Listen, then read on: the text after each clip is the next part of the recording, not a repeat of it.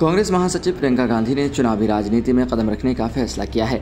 जैसे ही कांग्रेस पार्टी ने केरल की वायनाड लोकसभा सीट पर उपचुनाव के लिए अपने उम्मीदवार के रूप में प्रियंका गांधी के नाम की घोषणा की, इस सवाल पर पूर्ण विराम लग गया कि वह चुनावी राजनीति में कब प्रवेश करेंगी।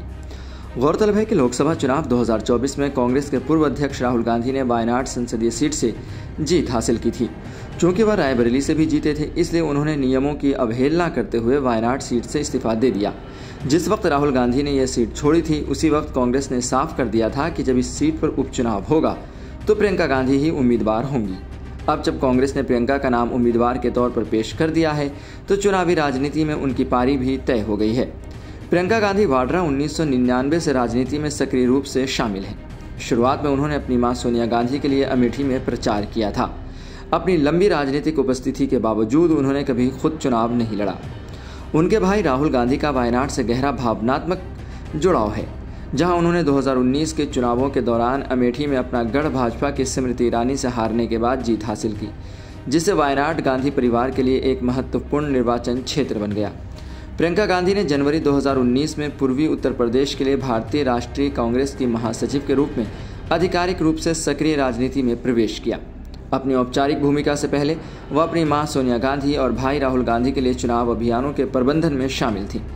प्रियंका गांधी वाड्रा ने 2019 के आम चुनावों में महत्वपूर्ण भूमिका निभाई, जिसमें उत्तर प्रदेश में कांग्रेस को पुनर्जीवित करने पर ध्यान केंद्रित किया गया। प्रियंका गांधी ने 2022 के उत्तर प्रदेश विधानसभा चुनावों में महिला सशक्तिकरण पर ध्यान केंद्रित करते हुए कांग्रेस के प्रयासों का सक्रिय रूप से नेतृत्व किया।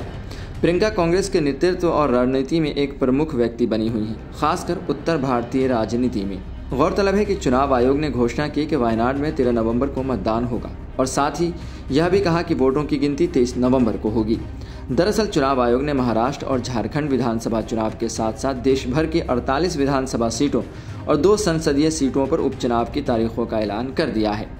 सभी चुनावों के नतीजे एक साथ 23 नवंबर को घोषित किए जाएंगे। हालांकि कांग्रेस ने प्रियंका गांधी को वायनाड के साथ साथ केरल की कुछ विधानसभा सीटों पर होने वाले उपचुनाव के लिए अपना उम्मीदवार बनाया है।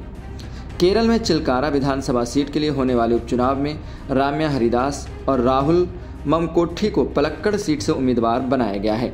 इन दोनों विधानसभा सीटों के लिए भी 13 नवंबर को वोट डाले जाएंगे। फिलहाल 13 नवंबर की तारीख तय हो गई है जिस पर वोट डाले जाएंगे, और आने वाली तारीख यानी कि 23 नवंबर वो तारीख होगी जब ये साफ हो जाएगा कि कौन कहां से जीतता है, किसकी सरकार बनती है। 48 विधानसभा सीट और 2 संसदीय सीटों पर ये चुनाव होने हैं। आने वाला चुनाव ये तय करेगा कि किसकी सरकार बनती है और किसकी नहीं। फिलहाल आप ऐसी खबरों के लिए देखते रहें सहारा समय का समय डिजिटल।